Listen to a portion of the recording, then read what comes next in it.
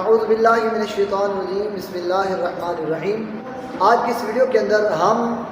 محرم کی پہلی تاریخ کے بارے میں اور محرم کے چاند کے بارے میں ہم اس کے اندر بیان کریں گے، اور خصوصاً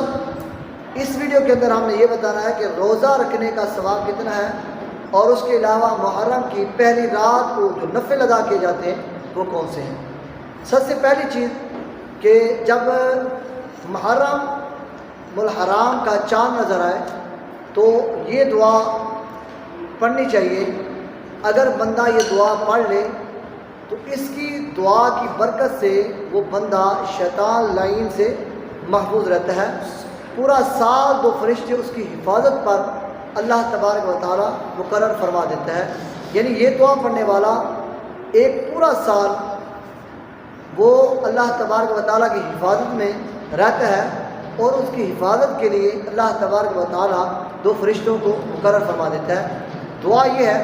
اللہم انت الابدی القدیم وہذہ سنۃ جدیدۃ اسألک فیہا العصمۃ من الشیطان واولیائہ والعون علی ہذہ النفس الامارۃ بالسوء والاشتغال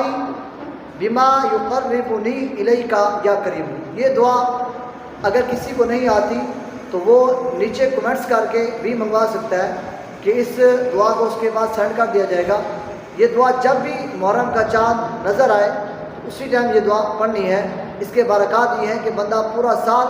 شیطان کے ہتھ کنڈوں سے اور شیطان لعین سے اللہ تبارک و تعالیٰ کی طرف سے حفاظت میں آ جائے گا۔ اسی طرح جو محرم کا روزہ ہے اس کے بارے میں حضرت انس رضی اللہ تعالیٰ عنہ سے مروی ہے کہ نبی کریم صلی اللہ تعالیٰ علیہ وآلہ وسلم نے ارشاد فرمایا کہ جو محرم کے پہلے جمعہ کو، یعنی کہ اگر 20 تاریخ کو جمعہ بن رہا ہے تو یہ پہلا جمعہ ہے محرم الحرام کا، جو محرم الحرام کے پہلے جمعہ کو روزہ رکھے اللہ تبارک و تعالیٰ اس کے گناہوں کو، گزشتہ گناہوں کو جو پیچھے کر چکا ہے، اللہ کریم ان کو معاف فرما دیتا ہے۔ اسی طرح سرکار دو عالم صلی اللہ تعالیٰ علیہ وآلہ وسلم نے فرمایا جو کوئی محرم کے یہ 3 روزے رکھے، محرم کے 3 روزے رکھے، ایک خمیس کا اور ایک جمعہ اور ہفتہ کا، یعنی کہ یہ جو جمعہ آنے والا ہے یہ جمعہ اور ہفتہ اور آگے والی جو جمعرات آنے والے اس دن کو روزہ رکھے، 3 روزے یہ رکھے تو اس کے لیے 900 سال کی عبادت لکھی جاتی ہے۔ یعنی 3 روزوں کا ثواب اللہ تبارک و تعالیٰ اتنا بندے کو عطا فرماتا ہے کہ ایک روزے کا ثواب 300 سال کے برابر ہے، اور اسی طرح 3 روزوں کا ثواب 900 سال کے برابر اللہ تبارک و تعالیٰ اس بندے کو ثواب عطا فرماتا ہے۔ اسی طرح ایک اور روایت ہے کہ حضور اقدس صلی اللہ تعالیٰ علیہ وآلہ وسلم نے فرمایا جو شخص محرم کے روزے رکھے تو ایک دن کے روزے کا ثواب 30 دنوں کے روزوں کے برابر ہے۔ یعنی کہ اگر کسی بندے نے محرم کا ایک روزہ رکھا تو اللہ تبارک و تعالیٰ اس کو 30 روزوں کے برابر ثواب عطا فرماتا ہے۔ اسی طرح ایک اور حدیث مبارک ہے جس کو حضرت سیدنا حضرت عائشہ صدیقہ رضی اللہ تعالی عنہا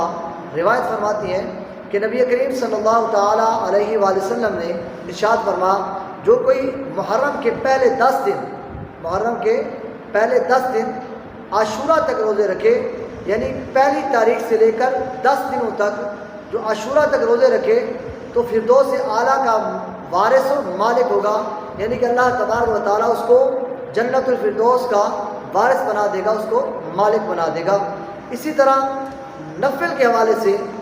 کہ اس رات کے اندر کون سے نفل پڑھنے چاہیے اور یکم محرم کو کون سے نفل ادا کرنے چاہیے۔ فرمایا جس رات محرم مبارک کا چاند نظر آئے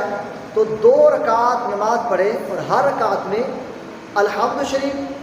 2 رکعت نماز پڑھنی ہے۔ جس طرح آپ کو مغرب کے بعد